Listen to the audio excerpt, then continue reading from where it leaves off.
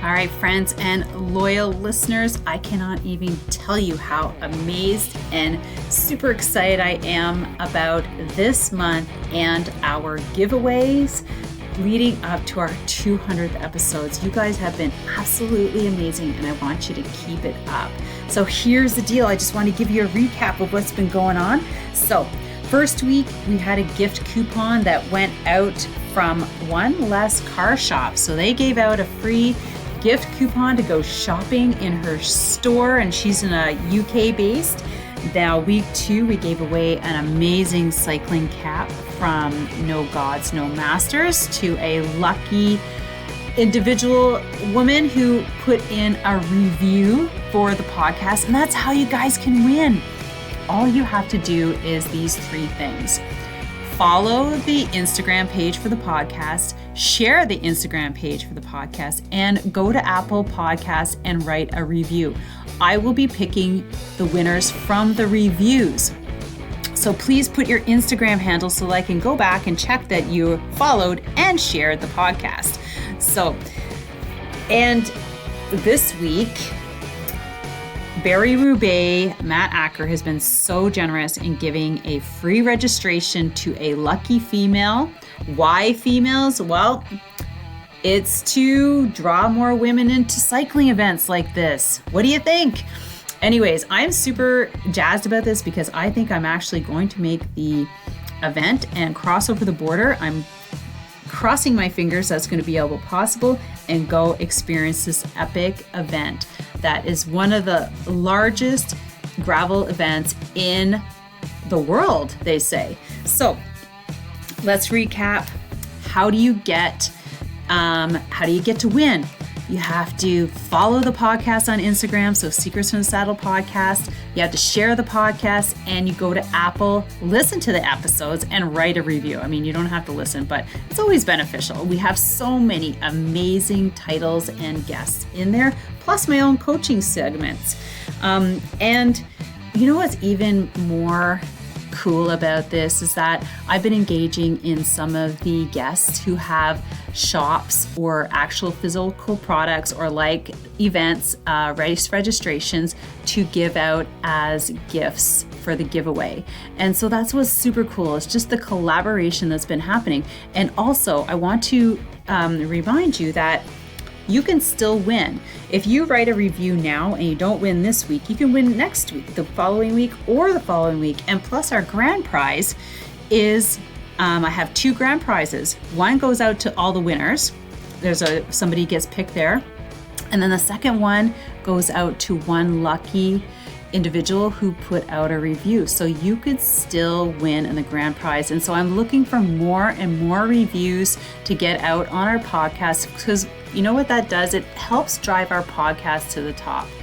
And you know, I just want the cycling podcast to get out to more people. It's just a really good way and to share all things cycling, right? So that's what I wanted to share with you. We're doing this all the way up to our 100th episode on March 11th, and that's when the grand prize draws or giveaways is going to happen. Please remember, follow, share, and review, and have yourself an amazing day, because you are an amazing individual, and enjoy this episode.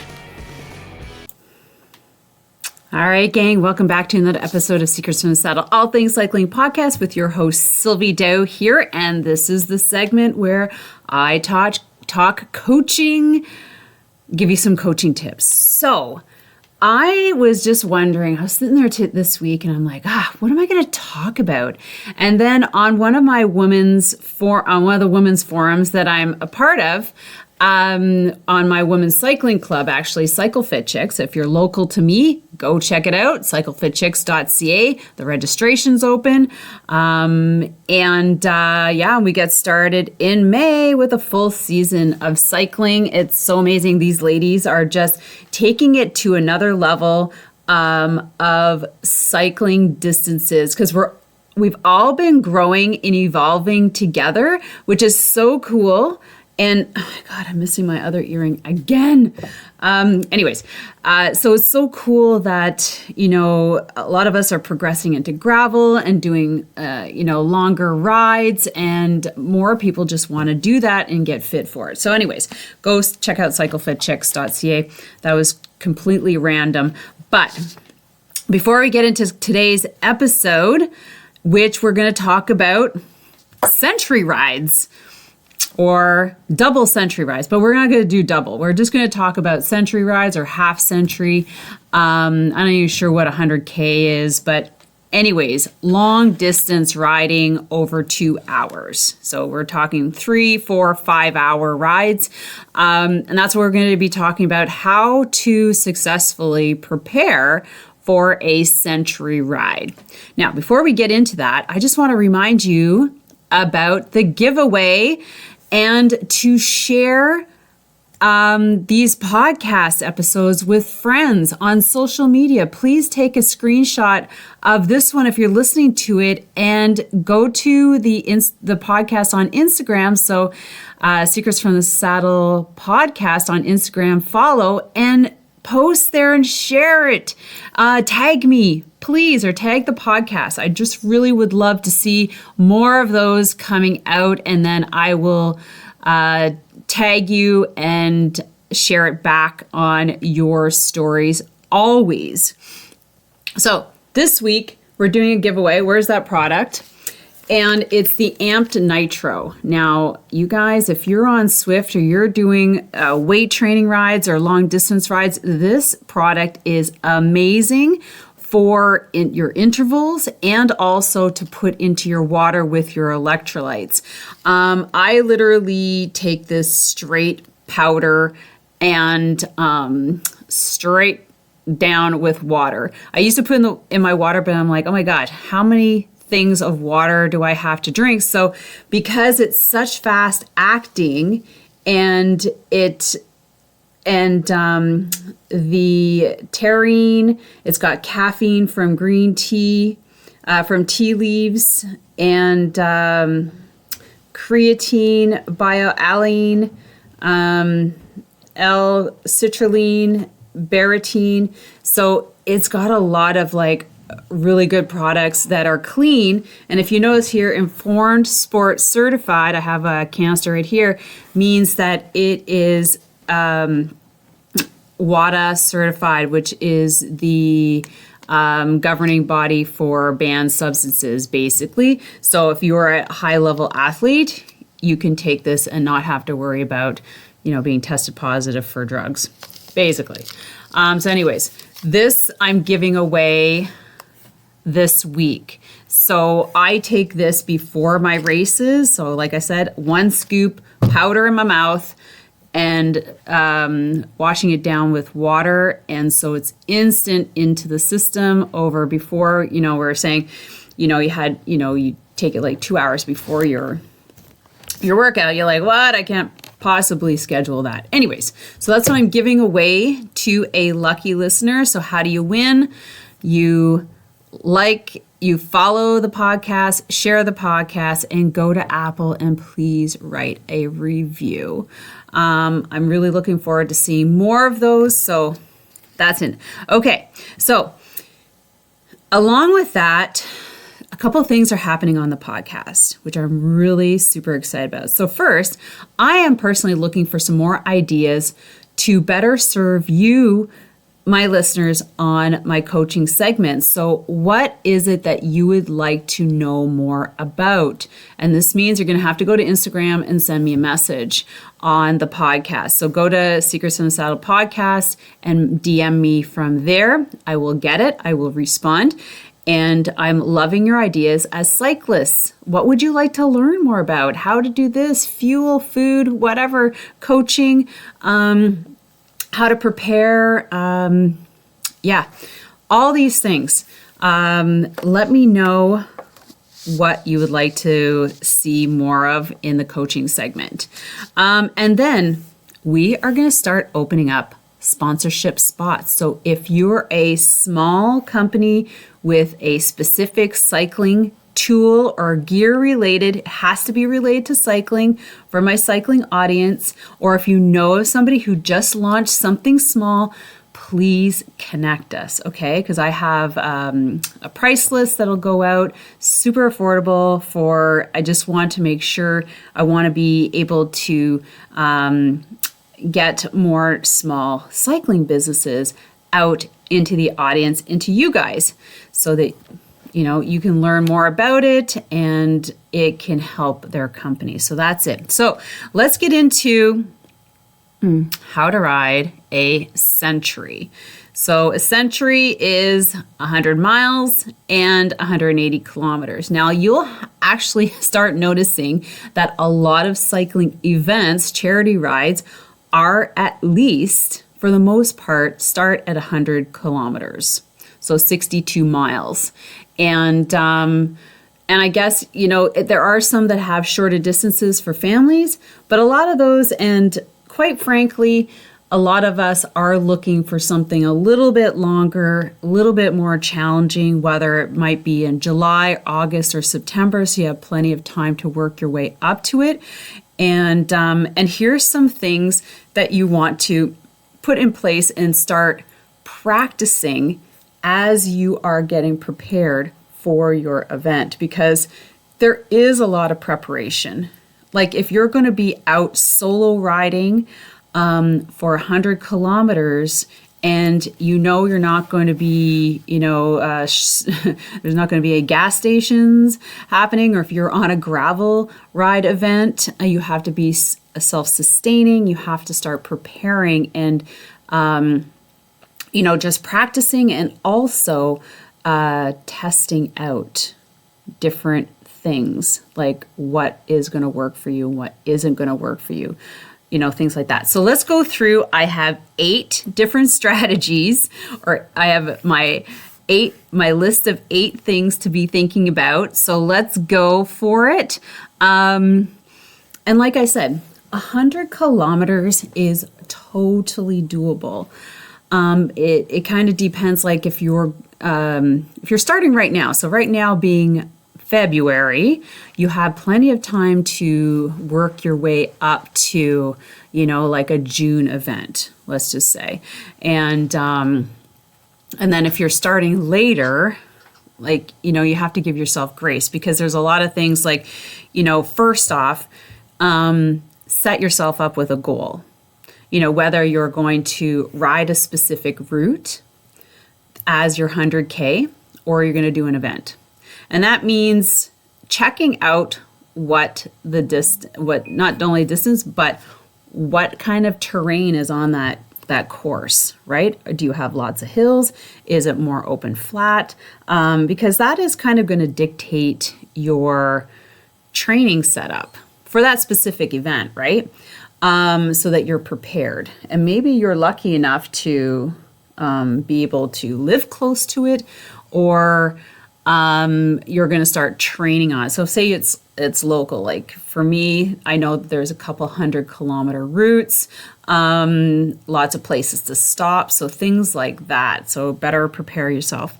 Number 2 is getting comfy on your bike. So if you're new, or maybe you just picked up a new bike, make sure that you're comfortable on it. Like you've got the right saddle, the right bike setup.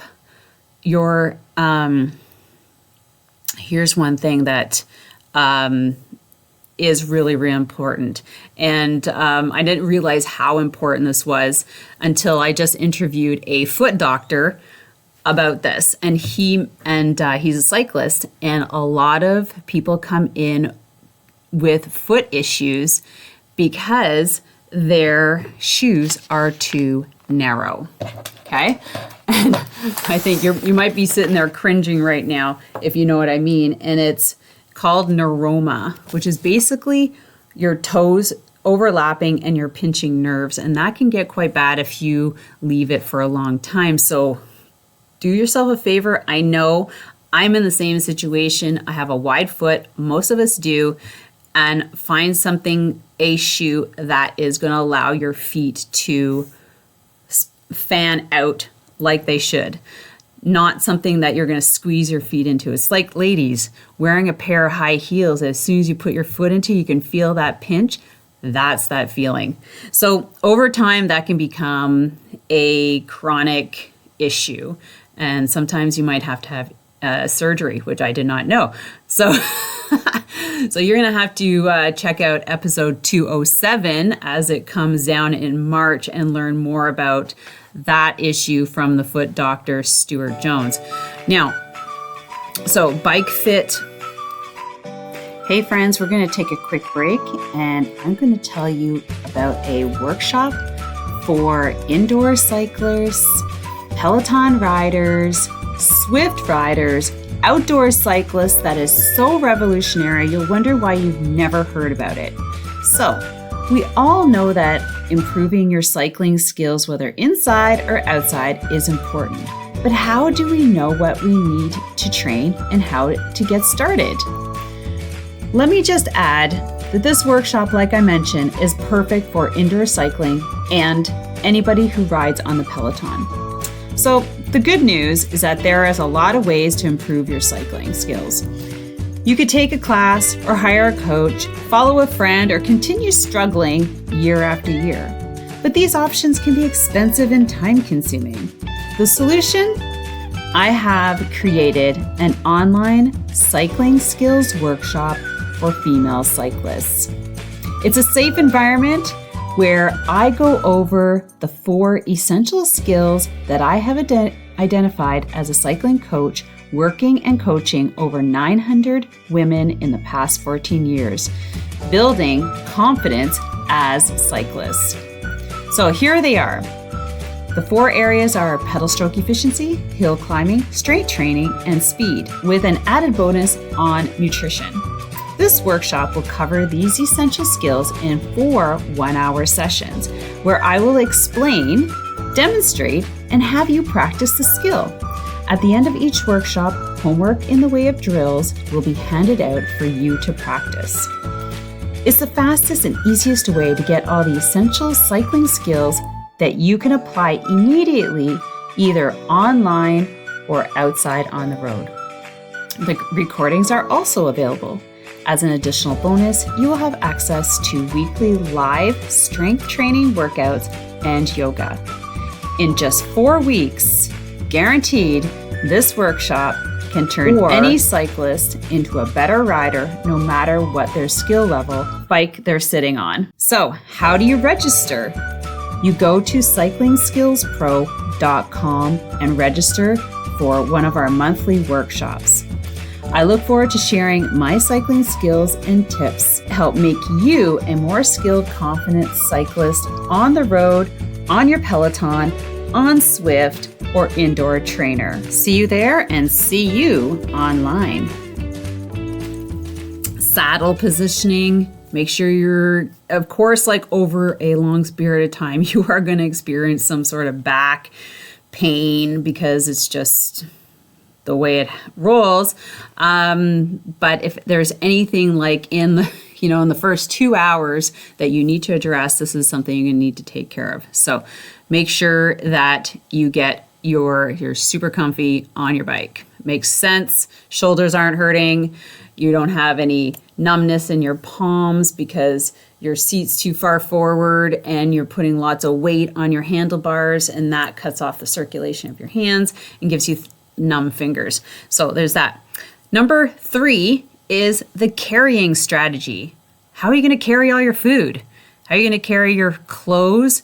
Because remember, depending on where you are and you're doing this, you are going to be out for a long time. And we all know that sometimes the weather changes on us really quickly, and you need to be prepared for that, right?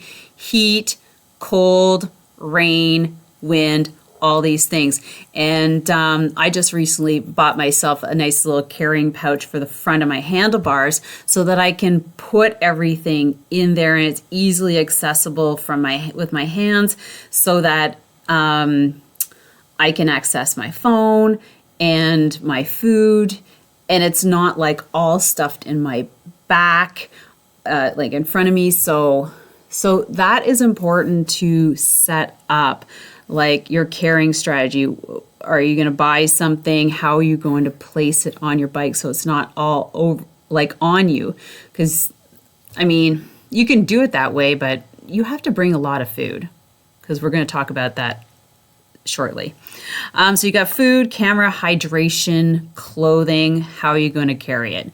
Number 4, the essential gear strategy. Okay, along with everything I was just talking about, lights, batteries for your phone, batteries for your lights, clothing, right? Maybe the extra shell just in case, warm clothes for later, tools. We can't forget tools. You have to have your tool kit, multi-tool, chain brake tool, pump, cartridges if that's the way you're going to go. Plenty of them just in case. Hand pump,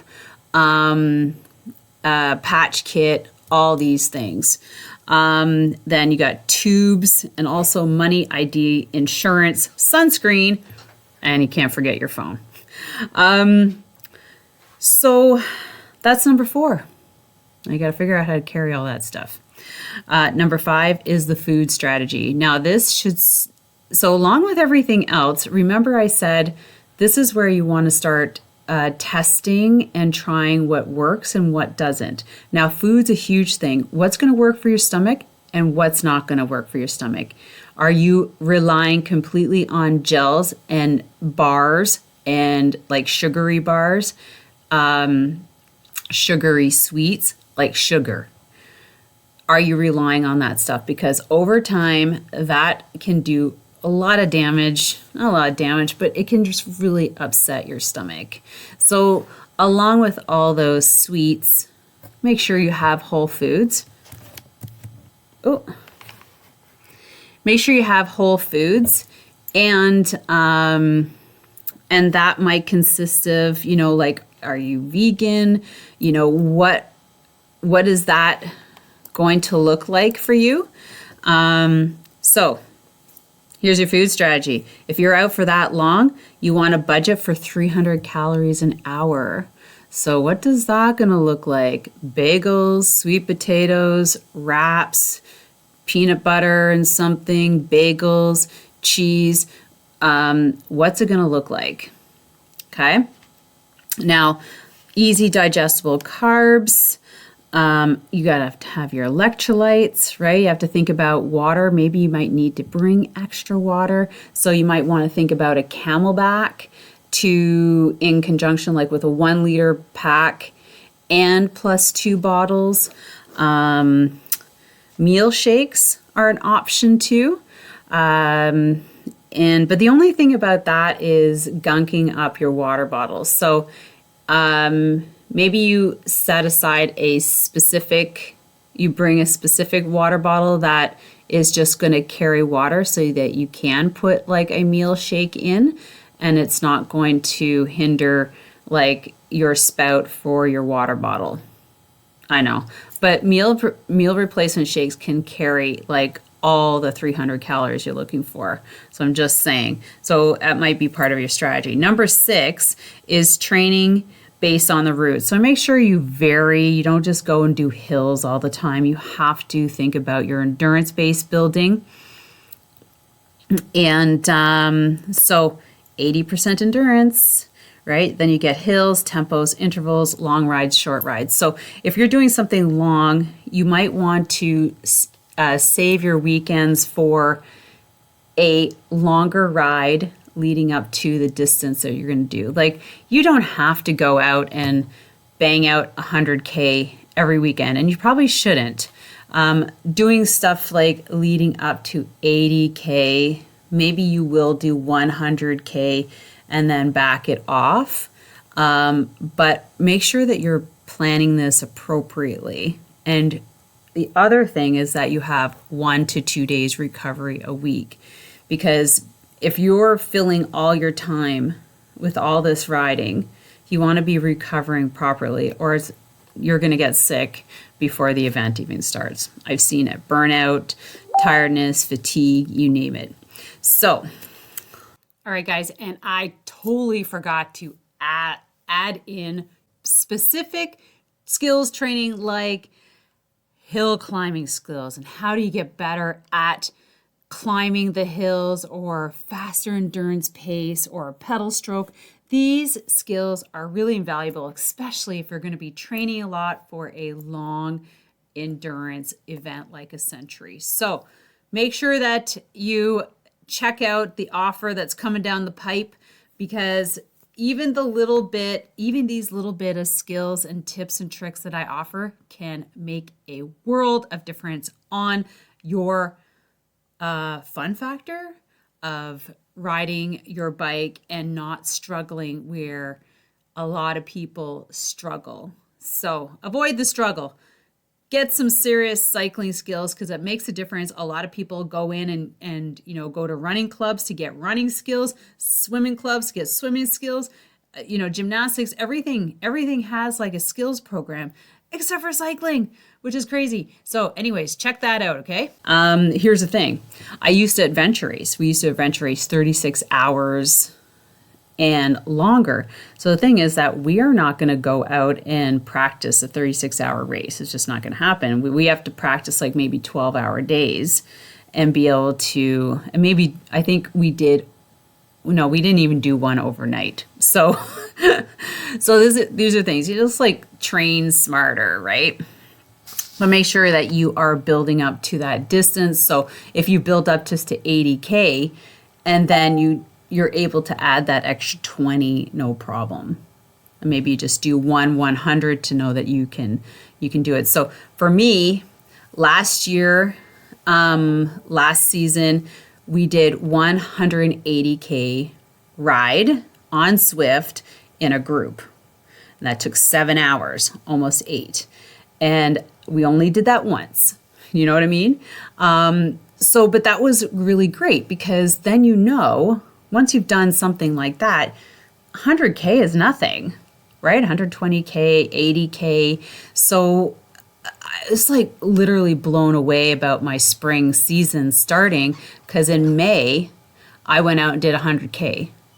And I have never, ever, ever been that strong in the spring in all of my training seasons, like to be able to go out and do that distance. And now this year, I'm actually riding 100K a month on Zwift, and I'm having no problem with it. And now I'm actually bumping it up to 200Ks a month. I'm not going to do every weekend because like literally I could feel how much recovery I needed. And that's another thing. The older we get, the more we have to pay attention to our bodies. And don't forget that, right? So that being said, it took me a little bit longer to feel normal. Like I was okay to train on Tuesday when I did it Saturday morning, right? So think about things like that. Number 7, finishing strong strategy. So this is out on your event or your ride. You're going to pace yourself, limit your breaks to 10 minutes or less. The worst thing is getting on and off your bike a lot. Like I hate that. I would prefer to go full distance myself or maybe just stop once for a bathroom break. And being able to get out of the saddle and pedal without, from time to time. And then eating constantly.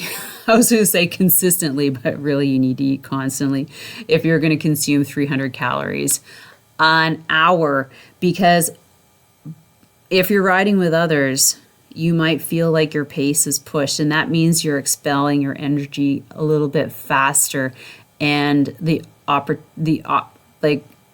chance of bonking gets greater when you aren't leading the ride, right? Like when you're following.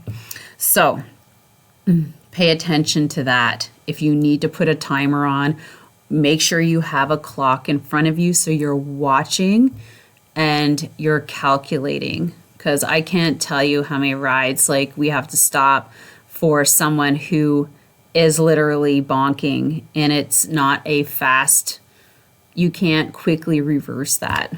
It takes like about 20 minutes for the body to start absorbing some fuel to get the energy back. And in that time, you're sitting and waiting if you're a nice friend. So just saying. Okay, number 8, kind of controversial, but the entertainment strategy. A lot of people don't like to use earbuds or headphones or anything. I just use like one in one ear.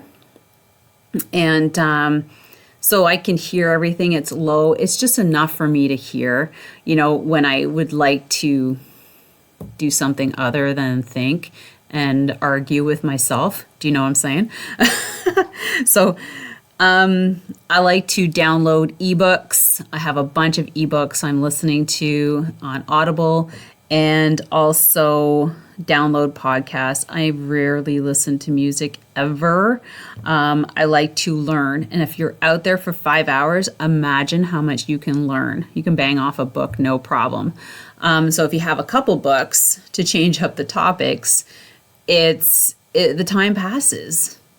And that's where, like I was telling you, that I've got another century or half century, 100 kilometer ride on Saturday morning. And I literally have going to be planning, like, okay, so there's some training videos that I need to watch or listen to. So I'm going to queue those up so I don't have to, so I'm doing something while I'm listening to them.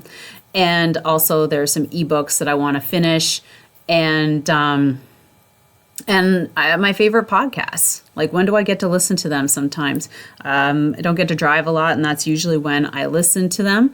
So I find that really passes the time while I'm out grinding it out. And so I've been able to finish my 100K in 4 hours or less, which is, I think that's pretty great for myself. So that's given me a lot of confidence. I'm also looking at events now that are 100K to go out and ride those hard.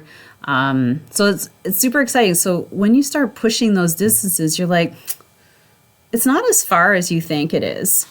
Like, it is really overwhelming for somebody who's new to cycling that can't even fathom like 100K. Like their goal is like 20, 30, 40, 50K at the end of that season. That's their goal. But that's great. It's a great stepping stone. And in 4 years, they'll probably, 2-3 years, they will be up to that distance, just because of the training and your body getting used to be on the saddle, mentally preparing. We haven't even talked about mental preparedness.